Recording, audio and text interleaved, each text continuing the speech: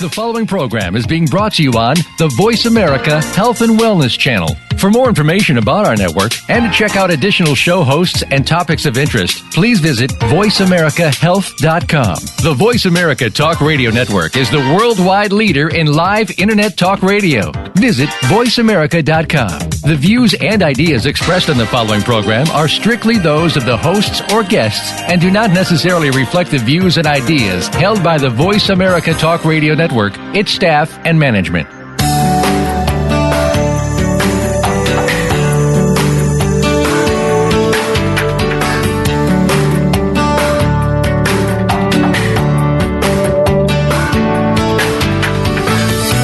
There are 4 major principles to living a healthier and better life: nutrition, exercise, hygiene, and love.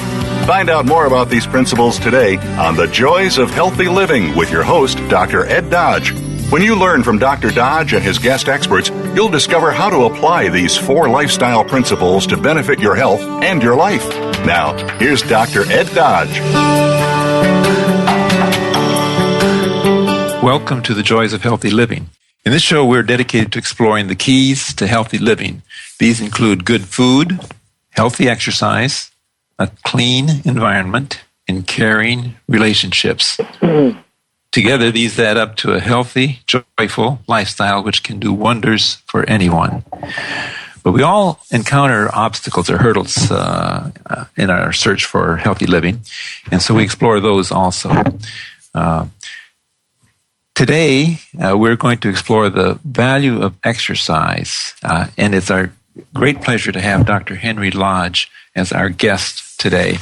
Dr. Hendry Lodge is an associate clinical professor of medicine at Columbia University Medical Center and a board-certified internist practicing in Manhattan. He's ranked as one of the best doctors in America and is listed in Who's Who in America and Who's Who in Science and Engineering, as well as Who's Who in the World. He, of particular interest for this program today is that he is co-author of the New York Times bestseller Younger Next Year and Younger Next Year for Women, which have sold more than 1 million copies in the U.S., and they've been published in 17 languages around the world. He's also host of the PBS show Younger Next Year, The New Science of Aging. And he's a contributing medical editor for Self magazine and on the medical advisory board of the Dr. Oz show. So, Dr. Lodge is a very accomplished physician, and he's made great contributions in many areas. Dr. Lodge, welcome to our show. Thank you. It's great to be with you. Before we get into the values of exercise, I'd like to talk a little bit about your background growing up. Where did you grow up, and what drew you into medicine? I grew up in Massachusetts, and then I went to college in Philadelphia and medical school here in New York at Columbia.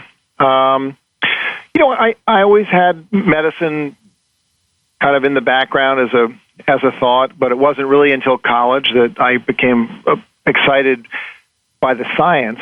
And for me, it's always been the blend of science and humanism. And I found it a wonderful, rewarding career. All right, that's terrific. The science was a good bit of it, and I see that you're listed in Who's Who in Science. Did you have a strong science undergraduate curriculum, or where did the science come in? Well, I actually was a geology major as an undergraduate. So I made the transition from rocks to people somehow. But the science has been fascinating all along, and I think one of the joys of medicine over the last couple of decades has been the explosion of knowledge about the body and the brain in ways nobody could have foreseen. I mean, it's a joyous, wild ride, and the lessons from it, I think, resonate very clearly in our lives and give us whole new sets of tools to really change our health and the quality of our life. Yes, that's terrific. I had Dr. Davidson on the program a couple of weeks ago from the University of Wisconsin, and the work that he has done in brain imaging is really exciting, as you say, totally unpredictable. Yeah, no, and I think opening up, kind of new possibilities that you wouldn't have even dreamed were possibilities 10 years ago. Yes. So then you're developing medical career. How did you went to medical school at the? I went to medical school at Columbia, and then I did my training there. I did internship and residency, and then I joined the faculty right out of residency. So that was 1988. So I've been on the faculty at Columbia now, pushing 25 years. And so my life is a wonderful mix of seeing patients, which is the majority, and teaching medical students and residents, and then the writing. Okay, great. Well, and then what was your stimulus to get started with writing? I know I've read your book, and I thoroughly enjoyed it. Well, my the writing part was fascinating. My co-author is a patient of mine named Chris Crowley, and Chris actually dragged me sort of kicking and screaming into writing the book with him. Okay. So it wasn't my idea at all to start the writing thing, but I actually loved it. And one of the nice things about it is that you reach one patient at a time in the office. But these basic messages are so important that you really are frustrated by not being able to get them out there in broader view. And to write gives you access to such a huge audience, and you're able to share this information with millions of people. And that's been, both great and also lent sort of a sense of urgency, because we have so many challenges in terms of modern life. Yes, well, that is exciting to be able to reach your message, get your message out to so many people. How far along were you in your career when Chris came into your practice and got you involved in the writing project? About 8 years ago, so kind of a 15, 16 years of practice. And I think, one of the things that really resonated with me is when you've been in practice that long as a general internist, you have a lot of patients who've been with you for 10 or 15 years, and you've seen people's lives change as they get older, and you've seen a number of people age incredibly well, actually. And you've seen, unfortunately, the majority of people age very badly. And it was becoming increasingly clear through the new science that an enormous amount of the quality of life as we age is driven by the lifestyle choices we make, specifically with respect to exercise and emotional engagement. And so there was both a living laboratory of my practice and a tremendous amount of science, and it was the fusion of those two that I think was so effective in Younger Next Year. Yes, I agree with you. The fusion is tremendously effective. The science of aging, you were interested in that because of your population that you were caring for. And how did you explore the science of aging? Well, the story of the science of aging is actually interesting in and of itself. Until the 1980s, aging was really treated as a disease. And we had the disease model of aging, where it's an irrevocable process, and there really was no sense that there was anything you could modify about it. Then a series of studies began to be done showing that actually the biology of aging is far more changeable than that. And over the 90s and the first decade of the 2000s, it became increasingly clear that the biochemical side of aging really is a series of molecular choices our cells are making.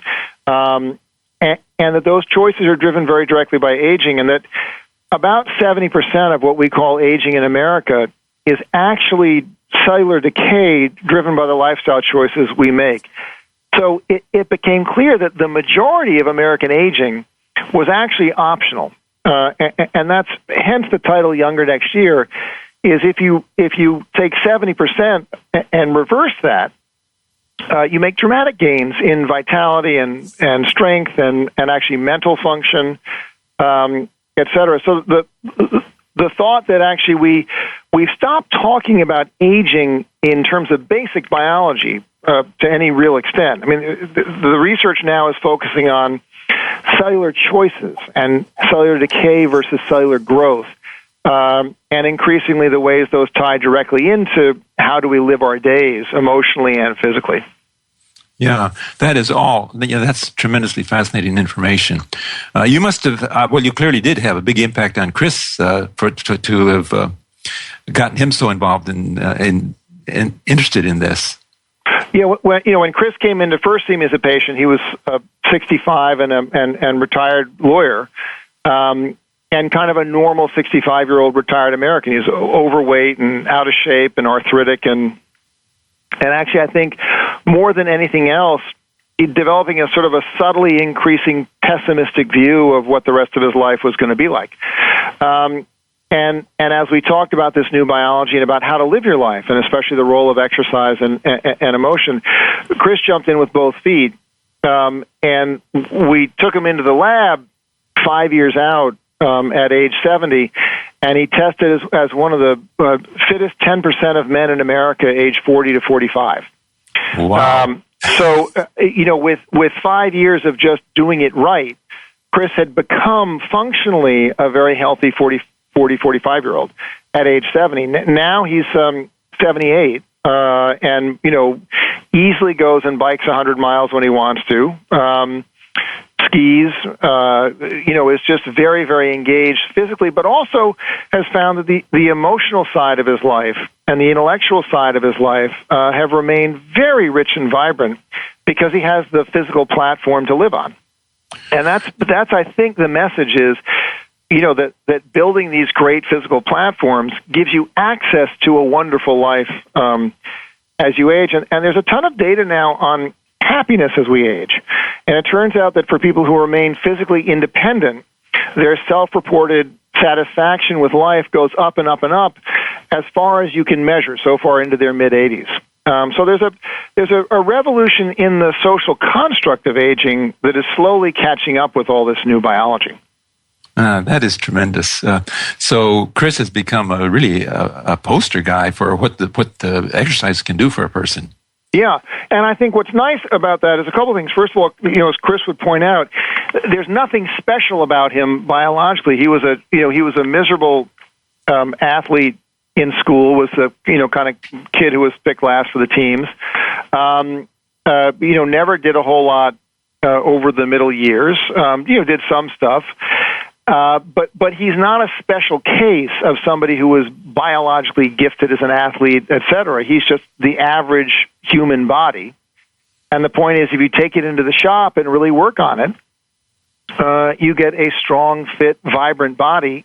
And the new research is actually compelling that creates a strong, fit, vibrant mind. The risk of Alzheimer's is now thought to be about 40% lower in people who are fit than people who are sedentary. So the whole biology of brain science is tying directly into fitness as well. That is terrific. Can you talk a little bit about the impact of exercise on the body, with the physiology? What happens? Well, it turns out that because we have so much muscle, it's the biggest single thing in our bodies. About 45% of your lean body mass is muscle. Nature has decided to give it very important roles in terms of controlling chemistry throughout your body, not just in the muscles. And so when you exercise, your muscles begin to secrete a whole series of very powerful messenger chemicals that tell the muscle cells to grow stronger and better and effectively younger. But your bloodstream carries those same molecules throughout your body. And so that chemistry of growth from exercise actually goes to every cell in your body. It goes to your liver and your heart and your pancreas and your brain, as we discussed. And so it now turns out that exercise is a master controlling mechanism for health and vitality throughout your body, not just in the muscles.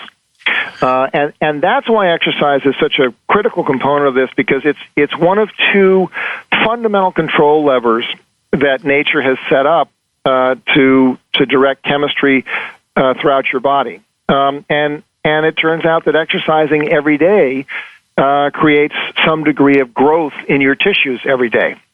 And so the way we phrase it is that basically every day you do some exercise, you go to bed a little bit younger that night, and every day you don't, you go to bed a little bit older. And that's kind of a nice way of thinking of it, is you're choosing to be younger or older day by day throughout your life. And we've seen, there's a ton of data that the average American at retirement age can knock 20 to 30 years off their functional age by getting really fit.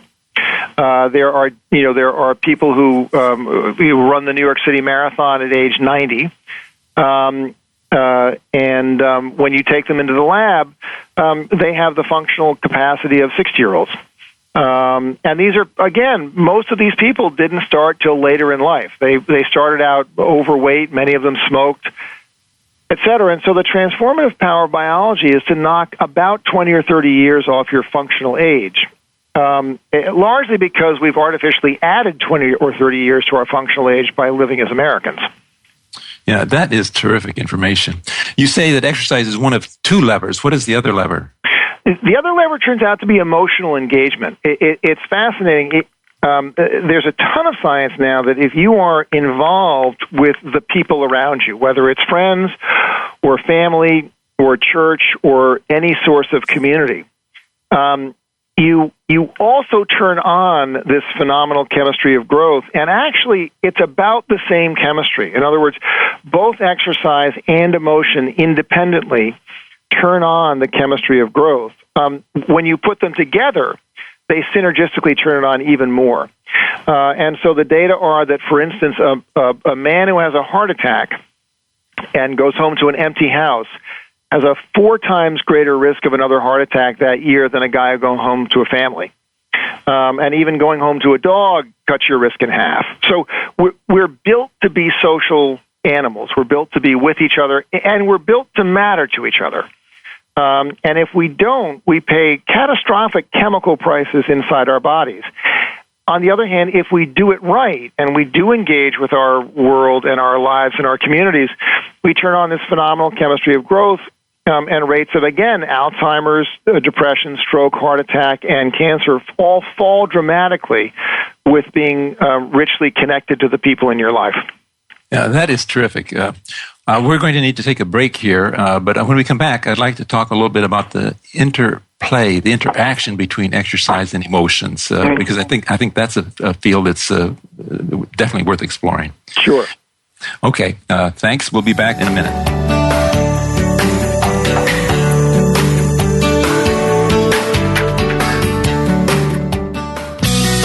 Be sure to friend us on Facebook. You can do it right now. Visit facebook.com/Voice America or search for us at keyword Voice America. What would you do if you knew that you could not fail? The Dr. Pat Show with Dr. Pat Basili is a radio forum for some of the world's most influential people in the fields of health, wellness, and human potential. Dr. Pat brings together and introduces visionary scientists and futurists, environmentalists, educators, business leaders, inventors, filmmakers, authors, artists, mystics, and healers who inspire and support individual and collective growth and positive cultural shifts. This award-winning radio show empowers the listening community to be the change they want to see in the world. Tune in every Thursday at 8 a.m. Pacific for the Dr. Pat Show with Dr. Pat Basili, radio to thrive by. Ready for a revolution in diet and health? Confused about what to eat and how to prioritize your health concerns? Let's turn conventional wisdom on its head and rethink the old rules. Good health means real food, sound sleep, great supplements, and the right exercise. Join holistic nutritionist Beverly Meyer for the Primal Diet Modern Health Show. She'll help you rewrite your human owner's manual. Tune in Wednesdays at 9 a.m. Pacific Time, 12 noon Eastern on the Voice America Health and Wellness Channel. Go behind the scenes of what you see, hear, and read on the news. Learn the ins and outs of public relations on Stars of PR with Cindy R. every Thursday at 7 a.m. Pacific Time. Cindy Rakowitz is a Clio Award winner and founder of Rock and Roll Public Relations, who wants to share her PR experiences and knowledge with you. Learn how to handle a crisis, deal with celebrities, and become a terrific PR executive. Listen to the Stars of PR with Cindy R. every Thursday at 7 a.m. Pacific Time here on News Talk Radio, voiceamerica.com. your life, your health, your network. You're listening to Voice America Health and Wellness.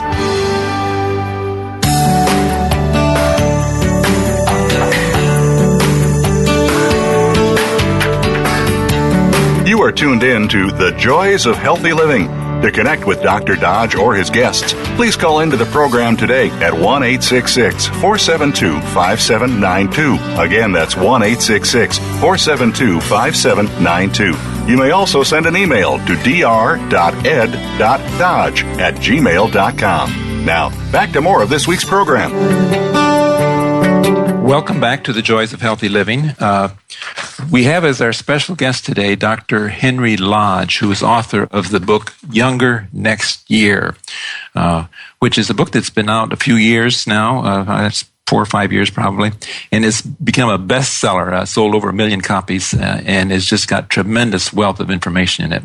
We've been talking about the impact of exercise on health, and also the impact of emotional engagement on health. And it turns out that they both have very similar impacts on the chemistry of the body, which is fascinating information.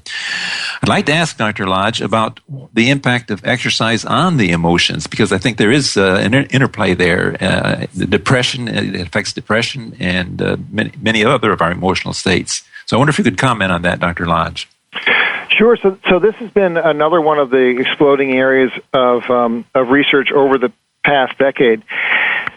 And actually, one of the really fun things about writing Younger Next Year was the chance to really go deeply into these biologies and see how they link together. So, first of all, just on the observational level, there are now a whole series of very high quality studies showing that you can use exercise as primary therapy for depression, and it's as effective as medication. You can also use it as primary therapy for anxiety, and again, it works as well as medication, and it's increasingly been studied as a very important tool to use in treating ADD and ADHD in school kids. So, a brain that has been exercised is simply a happier, more focused, and smarter brain. And it happens on two levels, actually. There's an immediate effect. So if, for instance, you go out and get some exercise, we can measure for about 6 hours afterwards an increase in cognitive function. If we take you into the laboratory and give you math tests or thinking tests, et cetera, you're better. You're just a better version of you by quite a lot for most of that day. And so that's the daily role of exercise. And actually, they've done a lot with if you get school kids to exercise before their hardest classes in math and so forth, they actually do much, much better. They learn more effectively, et cetera. The second change, which is really fascinating, is that when you exercise, you change the way genes are regulated in the cells in your brain in both the emotional and the cognitive centers. So you actually are building brand new brain tissue, new brain cells, and new connections. And they're throughout both the emotional and intellectual centers, and you build them much, much better if you're getting regular exercise. It changes the way your body regulates genes as they're building new cells. So over the course of 3 months, for instance, if you do very careful volumetric MRIs of our brains over 3 months of exercise, you show the growth of brand new brain tissue. You show bigger brain. And it's somewhat in the emotional areas, and also, interestingly enough, in the cognitive areas, which probably explains some of the Alzheimer's benefit of exercise. So you not only get a mood boost right away, but you actually change the infrastructure of your emotional brain by exercising, and therefore you get these long-lasting benefits where you're less likely to get into a bad mood, you're more resistant to stress. You handle that better. You handle interpersonal interactions much better. And so you get this whole new emotional competency when you become fit. And that's the science. And then there's a tremendous amount of sociologic data about exercisers having richer social networks, better interactions with people, better mood states, et cetera. So you can kind of see the same thing, whatever level of science you want to explore. That is terrific information. So that when you are exercising, you're not only renewing and rejuvenating muscle and building muscle cells and tissue, but you are rejuvenating and building brain tissue. Which when I was in medical school, the teaching was that you got all your brain cells by the time you were age 2, and you wired them up through adolescence. But then from mid-20s onward, you began to lose brain cells, and it was an irrevocable thing. And that was a lot of the aging brain. It now turns out you actually make new brain cells throughout your life, but they actually need a certain chemistry to be able to wire themselves into the rest of your brain. And that chemistry comes from being very, very engaged, either intellectually and socially and or physically. So exercise actually uses huge parts of your brain. I mean, moving your body through space is complicated. And so you turn on most of your brain tissue by exercise, and that stimulates both the growth of new brain cells and new connections and a sort of a healthy revision of the existing brain cells. So you get this enormous brain effect that plays out on the intellectual and the emotional level that nobody knew about 10 years ago. I mean, 10 years ago there was some observational research on this, but no fundamental chemistry. And now, partly through the new brain imaging, there's this explosion, and part of Younger Next Year, which I've always enjoyed, is tying together the emotional and physical benefits of exercise. And this science is just continuing to explode. So every year, a whole new level of appreciation comes up for it. And that's wonderful. So, but the exercise will do this by itself. This chemistry and stimulation to the brain. Yep. But exercise combined with emotional engagement will have an even more powerful impact, I gather from what you're saying. Yeah. If you take a bored, lonely, depressed person, and if you can, get them on a treadmill, and obviously it's hard to get depressed people to want to exercise, but if you get them to, or just bored and lonely people, you change their mood state very powerfully and very quickly. If, on the other hand, they're exercising with other people, or they're exercising as a group, or they're exercising and then going out to dinner with friends, if you build a rich social environment as well, either directly with the exercise or just as part of their lives, the benefits of exercise are synergistically enhanced, so that you simply get far more benefit out of it in terms of brain effect. Okay, so social exercise is probably a very beneficial sort of thing, as opposed to solitary exercise. It is. I think that the trouble is that it's much harder logistically. In other words, getting yourself to go to the gym is a challenge for most of us. But once you get that wired in as a habit, it's actually very easy. If you have to then organize other people too, it increases it. If you have a friend who you like to play, tennis with, or racquetball or something like that, or actually, if you begin liking the group exercise classes, the spin class and so forth, those are great ways of just being with people. And interestingly enough, you can be with strangers and have a lot of the benefit of social interaction. So you don't have to do this with friends. You can simply wire in, any class-based exercise that works for you, and simply, at a very basic level, being in a room in a shared task with other people turns on some good chemistry in you. So rather than saying organize all your friends to go to the gym with you, which is pretty unlikely, it's go to the gym and look for the more social kinds of exercises as being even better than doing the treadmill or the elliptical by yourself. Okay, that's great. Well, can you comment on the value of different forms of exercise, such as yoga, for instance, as a stretching kind of exercise, flexibility exercise, and weight work, which is another component, and then versus endurance exercise? What's the various aspects of exercise? That's a really fun question, because what we're beginning to ask is if exercise is actually as effective or more effective than medication, how do we dose it? In other words, if we're going to write you a prescription for exercise, depending on your situation, what would I write? And so it turns out that we all think of exercise as predominantly the aerobic type exercise, the bike, the treadmill, the elliptical, which is critical. We always forget about strength training, and we shouldn't, because actually strong muscles are the number one predictor of independence as we age, and getting weak is an incredibly bad aging strategy. And so, as we talk about in Younger Next Year at length, both the benefits of strength training and the importance of it. Now, on the aerobic side, it turns out that you turn on different mood chemistries with higher intensity and lower intensity exercises. They're all good, but for instance, for focus and attention, some people will do better with interval type things like a spin class, where others will do better with a long, endurance type exercise.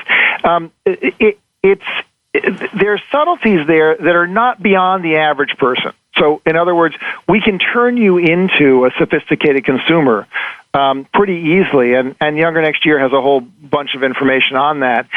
And what we found is that the more people take ownership of what exercise is doing for them and how to maximize it for themselves, the more it hooks in as a fundamental life platform.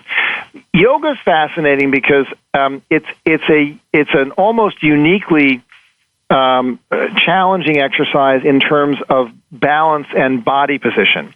And that turns on a tremendous amount of brain function in ways that I think are great for us, although it's very difficult to study this and there aren't high-quality studies on it. The one thing I will say about yoga is I see a tremendous number of injuries from it, especially shoulder injuries, because you're bringing an out-of-shape, overweight body into something that's really demanding on your joints. So yoga deserves a good instructor and a really careful approach, but has a ton of benefit waiting for you. Okay, so it's the sort of thing that you don't want to dive in without some guidance, and certainly don't want to dive in too fast. Like most forms of exercise, it's better to approach them on a gradual, incremental basis, I would say. Well, I think especially because the benefits of exercise have no long-term, kind of staying power. So in other words, if you stop exercising today, your body starts to decay tomorrow. And so really, to get this benefit, to have life be what you want, you have to exercise, at some decent level for the rest of your life. And that's a very important point, is this is like oxygen. The fact that you took a breath a minute ago doesn't mean you're not ready to breathe again. And I think anything you're going to do for the rest of your life, you can get into slowly and steadily. So everybody tends to jump into exercise the same way we jump into diets, which is you buy a gym membership, you're over-motivated for 6 weeks, and then you burn out, and you don't go again until the following January. And you've gotten almost no good out of that. So really it's a function of you're here for the long haul because the stakes are so high, and therefore treat it seriously, but don't jump in with both feet and hurt yourself and get knocked off track. Okay, so that's a great analogy. A crash exercise program is just about as bad as a crash diet program. Yeah, it really is. Injuries with no benefit. Yeah. Could you say a little bit about how long it takes for a person to get reasonably fit if they're starting off from a very low level of fitness? So if you take a true couch potato, somebody who basically has hasn't even walked the length of the mall in 20 years. Okay. And you put them into a formal strength training program, they will double their leg strength within 3 months. And that research has been done in 70-year-olds. And actually there's parallel research that's been done in 80 and 90-year-olds. So what you should expect is that you are going to see enormous benefit every 3 months as you go along, as long as you're really doing the work. And actually, one of the points we make in Younger Next Year is that your cells are always renewing themselves. In other words, your body is not static. every single cell in your body is always rebuilding itself, renovating, dying and being replaced, etc. And on average, you're replacing 1% of your body mass every day with brand new tissue. And so over the course of 3 months, effectively, everything inside the muscle cells in your legs is brand new tissue. So you're building brand new legs over about a 3-month cycle. And if you exercise, they're better legs. And if you don't exercise, they're worse legs. And so this concept that you're always in the process of deciding what body you're going to have next, better or worse, turns out to be a very powerful concept for people. Well, so let me ask, if we're renewing 1% of our body every day, the cells in our body, how about the couch potato? Is the couch potato doing that also? That's the trouble for the couch potato is you're still renewing 1% of your cells every day, but you're renewing them with worse cells. In other words, every cell as it rebuilds itself makes a choice between being better or worse. And the body's rationale is if you're not moving, you're probably starving, regardless of how many calories you're eating. And this gets back to what life was like out in nature. And so in the absence of exercise, every cycle of cellular renewal builds a weaker body. This is why, we sort of are aging so rapidly ahead of schedule in America. We're telling our bodies to age super quickly by living these sedentary, isolated lives. And so, tomorrow's body is going to be a lot worse than today's. On the flip side, if you do it right, tomorrow's body will be a lot better than today. But you don't get to make a static choice. In other words, your body is choosing every day to get better or worse. And the pitch of Younger Next Year is, better makes a whole lot more sense. And actually, one fascinating thing that we touch on is there's this epidemic of longevity now in America.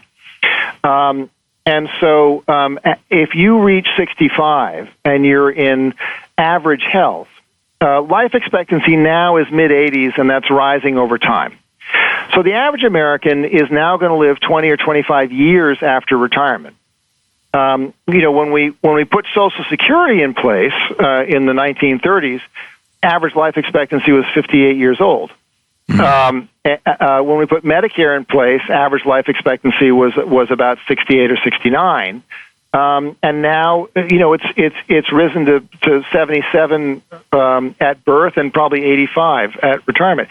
So most Americans are going to live a long time in these bodies, and therefore living well and really truly being younger is an important goal. Great. We're going to need to take another break, and we'll be back in a couple minutes.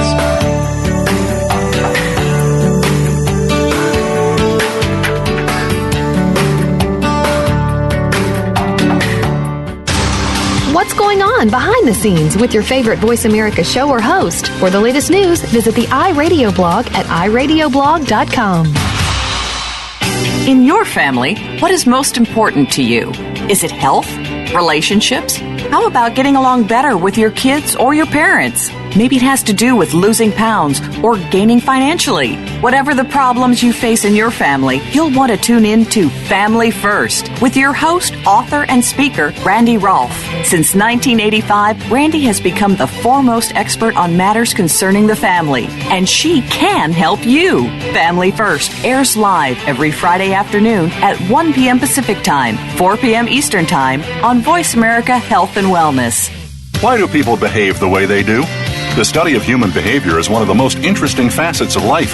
Human behavior gets played out in a limitless number of ways. Now, there's a radio program that explains the why and the how of what we do. Human Behavior, What a Trip, is hosted by Dr. Jonathan Brower and will include interesting guests as well as call interaction from people like you. Let's have fun with this together. Listen every Tuesday at 2 p.m. Pacific Time, 5 p.m. Eastern Time on Voice America Health and Wellness. If you hear a dog barking or an angel singing, then you know that you are listening to Waking Up in America. Heard every Wednesday at 3 Pacific Time, Valerie Kirkard and all of her friends will bring you powerful and humorous discussions that raise thoughts and give you insight on how to live your life to its fullest potential. Adventure is always a must on Waking Up in America with Valerie Kirkard every Wednesday at 3 Pacific.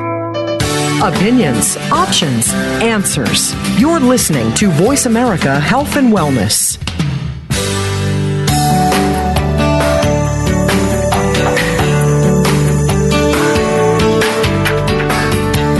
You are tuned in to The Joys of Healthy Living. To connect with Dr. Dodge or his guests, please call into the program today at 1-866-472-5792. Again, that's 1-866-472-5792. You may also send an email to dr.ed.dodge@gmail.com. Now, back to more of this week's program. Welcome back to The Joys of Healthy Living. Our guest today is Dr. Hendry Lodge, and we are having a wonderful discussion about the benefits of exercise on health and on aging. What a tremendously beneficial impact it has on aging and helping us age more beautifully and healthfully. Dr. Lodge, I wonder if you could talk a little bit about the value of importance of nutrition in this whole picture. We haven't talked much about nutrition and how that enters into the picture. I think if you get back to this thought that you're rebuilding your body and that every day 1% of it is brand new stuff, you built it with whatever you ate. That's the raw material. So if you're delivering, crappy lumber to the building site, don't be surprised if your house falls down. And so I think that there are two separate issues in the discussion. One is the quality of nutrition. And obviously the basic message is very simple, which is, fruits, vegetables, and whole grains are really good for us. Lean meats are probably only a little bit bad, and animal fat is a lousy thing for us. There is a whole separate discussion about calories. And people often confuse these two. But actually the main problem in America nowadays is an epidemic of way too many calories. So one thing is to eat well, and another thing is to realize that your body is built to run on very little fuel. It's an incredibly efficient machine. And overfeeding it, even by a little bit, creates a lot of inflammation biochemically in both the body and the brain. And the real problem with obesity isn't the lugging the extra pounds around, though that's no fun. It's all the inflammatory chemistry that produces everywhere else to our body. So when I talk to patients, I make the point that, I think that basically if you were skinny at McDonald's by calorie restricting, you'd probably be healthier than if you were an overweight vegetarian. I think your ideal is to be a skinny vegetarian. But I make it that way because I want people to really realize that the calorie excess is a forest fire of a problem. And the junky nutrition is another problem, not as catastrophic, though certainly something to be paid attention to. But of course, there's a correlation there that the junky nutrition tends to pour on a lot more of the unnecessary calories than the healthy, wholesome plant-based. Yeah, there is, but I think people get sort of caught up in that a little bit too much because the real issue is we're going to have to learn as a nation how to simply eat fewer calories. I think absolutely there's this unholy fusion of junk food with empty calories and overeating. Yes. But I think that, portion size has become this, unbelievably difficult problem to solve, really because of the economics of the food chain. And so you're fighting against, an enormous corporate incentive to keep profits high by feeding us more. I don't think the people who run those corporations want us to suffer. But I don't think that that's on their radar screen one way or the other. I think they're just, there's a profit model and overfeeding us works. Yeah, their concern is the bottom line for themselves more than anything else. Yeah. And our concern ought to be the bottom line for us. Right. And the bottom and the waistline. Right, precisely. So, can you give me an estimate as to what percentage of your patients respond to your message and get active in their lives with exercise? And could you talk about that? Sure.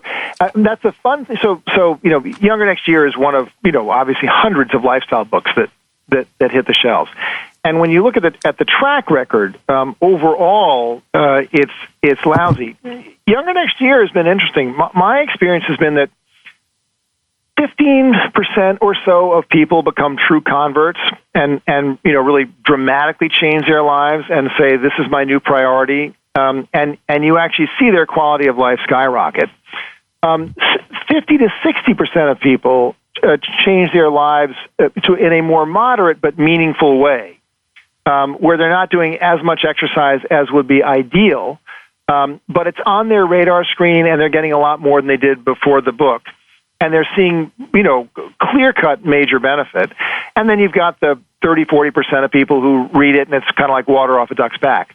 And that's actually stunningly successful for any of these books. I mean, to have a moderate impact on a big number of people is a rare thing. So I think we're a strong minority who really get tremendous change out of it. The majority get benefit, and then a strong minority are resistant to the change, unfortunately. But even there, I think one of the things you learn as a doctor is if you keep planting the seed, you can never tell when it's going to spring. And so I think I've seen a lot of people in my own practice where this discussion happened every year for 5 or 6 or 7 years before somebody finally got religion and went in the right direction.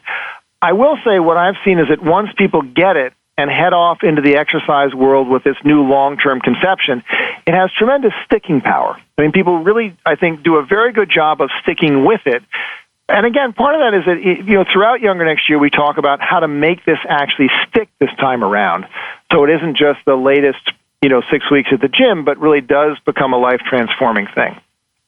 Right. Well, those statistics are outstanding. If 60% are having an impact in their lives, even a moderate impact, that is tremendous. Because I would guess that in most physicians' practices, I mean, just based on my own experience, that probably not more than 5 to 10% really will stick with a good lifestyle changes for very long. Yeah, those are the data. And I think the reason is that Younger Next Year basically transfers ownership of the knowledge to you, the patient and the person. In other words, what I found is that the moment your doctor wags his finger at you, it's a lost cause. I mean, anybody who tells me to do something activates my inner 7-year-old immediately. And some part of me says no just for the purpose of saying no. On the other hand, if you give people true ownership of this knowledge, the right thing to do is so blindingly apparent that it settles in. And what I found is people have said, sometimes it wasn't so much that I was motivated to do the right thing, as that I couldn't ignore myself when I was doing the wrong thing. I felt uneasy and unhappy about skipping the gym, and therefore ended up going and being glad that I was there. So it's a funny balance of really not pushing people, but in a way pulling them. Right, attracting them to it. That is terrific. And I think Younger Next Year does do that successfully. I love the story in your book about John. Yeah. Who can you just briefly summarize that for our listeners? Sure. So I had a patient who retired from a long career in New York and was going to move down to Florida. And I'd had this discussion with him, every year, and nothing had happened. He was way overweight, high blood pressure, arthritic, et cetera. And I said, John, you're entering this new phase of your life, and being old and out of shape is a terrible equation. And let me make one last pitch as you head off to Florida to get religion. And John moved down to Florida and decided he was going to really do this. And so he started walking on the beach. And as we say in the book, the first day he literally got 100 yards and had to stop and rest before he turned around to limp the 100 yards back to his condo. That was as far as he could go. It was as far as he could go, and I think he probably basically just collapsed and took a nap after that. But the thing is that he got up the next day and went out again. And maybe that day he got 105 yards. and the next day 110 yards. I mean, it's a pathetically tiny amount of exercise for anybody to do, and I think he felt really lousy about it, but he kept showing up. And he actually came back up to New York the next year for his checkup, at which point he was walking 6 miles a day on the beach every day. It was his thing was he would get up in the morning and just go for this walk on the beach. And, he'd lost a stunning amount of weight. His blood pressure was normal. His cholesterol was great. He looked wonderful. He told me this great story. He said he went into his old workplace, and said hi to everybody as you do, and went out to lunch with a couple of his old friends. And then he went back in a few days later. And when he went back in the third day, his old boss pulled him aside and said, "John, I like you, but could you please not come around the office anymore? You're looking so good that it's depressing everybody who's here." And the reason that we like the John story so much is it emphasizes the fact that this isn't about being an athlete. It's about simply consistently showing up and really truly rebuilding a body that is literally decades younger. Right. It was his persistence that paid off. Yeah. You mentioned the fact that he was able to get off medications, and that's another thing that I think that Younger Next Year does for people is they become fitter and healthier, and they can drop off a good many medications that they may have had to have before. Yeah, I think the trouble with we're medicating lifestyle choices now in America. I mean, we're making bad lifestyle choices, and then we're taking pills to compensate. And the problem is that the pills are lousy compensators. So, for instance, over the last couple of years, there have been some very, very well-done large studies which have shown that medicating type 2 diabetes, adult diabetes, does very little to change the long-term damage of diabetes. So it does very little to reduce the long-term risk of stroke, heart attack, blindness, etc. Mm-hmm.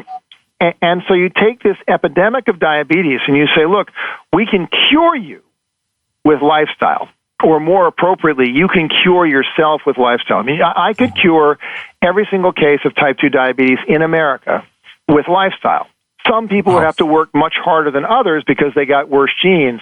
But in fact, you actually could cure everybody if you could make them, lean and fit. And if you do that, you totally reverse the long-term catastrophic risk that people face. Yeah. So lifestyle can cure you, and medicines can't help you all that much.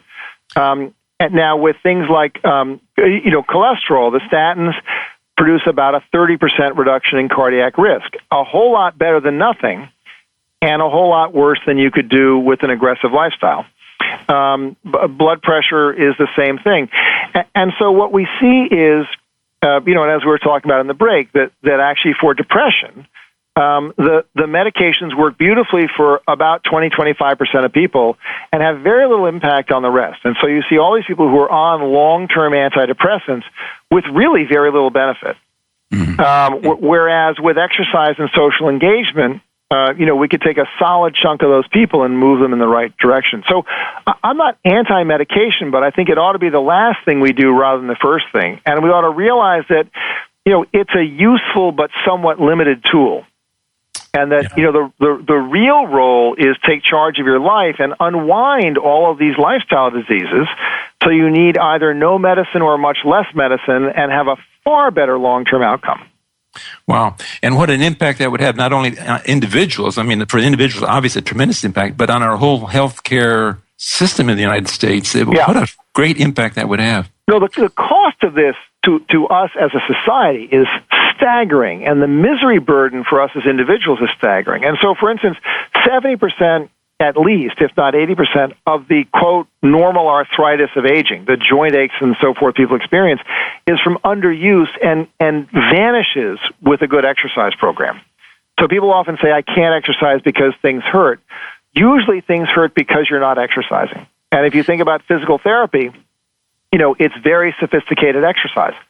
That's really what physical therapy is. So if physical therapy is curative, the experience has been a good strength training program will cure the large majority of normal arthritis in America. There's 20% or so that is, got a structural component, but most of it, even that, gets better with a good exercise program. All right, that's great. Well, we're heading into our last minute or two here. It's clear to me that one of the problems is that although your book is $1 million bestseller, there's 100 million more people that need to read it. We need to get it out to everybody. 315 more people who need to read it. I think that the struggle is that we have wonderful information. Younger Next Year can change your life. A lot of other books could change your life. And we just have not made that the driving social mantra of America. And I think, never give up on that, because, the work that you're doing is wonderful in that direction. A lot of people are trying, and I think the message is percolating. I really do think that America is slowly, kind of looking for an honest way out of this problem. Right. So, you pointed the direction, leading us in a much healthier direction, and thank you so much, both for your work, your book, and for being on our show today. Thank you. It was a great experience. Yeah, this was fun. Thank you again for listening to The Joys of Healthy Living. Please join your host, Dr. Ed Dodge, again next Monday at 10 a.m. Pacific Time, 1 p.m. Eastern Time on the Voice America Health and Wellness Channel. Until then, enjoy good health this week. Thanks again for listening to the preceding program, brought to you on the Voice America Health and Wellness Channel. For more information about our network and to check out additional show hosts and topics of interest, please visit voiceamericahealth.com. The Voice America Talk Radio Network is the worldwide leader in live Internet talk radio. Visit